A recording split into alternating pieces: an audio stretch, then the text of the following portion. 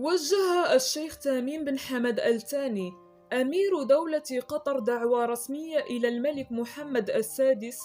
من أجل حضور فعاليات افتتاح كأس العالم الذي تحتضنه الإمارة الخليجية، والذي يعرف مشاركة أسود الأطلس ضمن المجموعة السادسة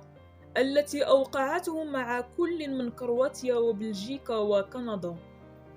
ووفق مصدر مطلع، فإن الملك محمد السادس تلقى دعوى رسمية لحضور حفل الافتتاح،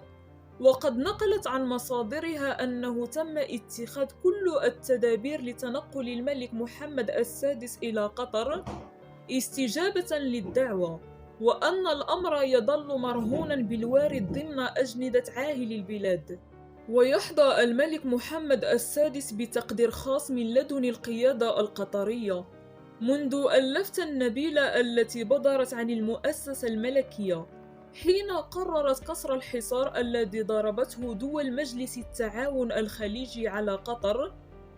كما أن المملكة المغربية أبدت دعماً لا مشروطاً لقطر عبر تسخير خبراته الأمنية من أجل تنظيم مونديال قطر 2022 في أحسن الظروف. ويرتقب أن يحضر حفل افتتاح كأس العالم المقرر يوم الأحد الموافق ل20 نوفمبر 2022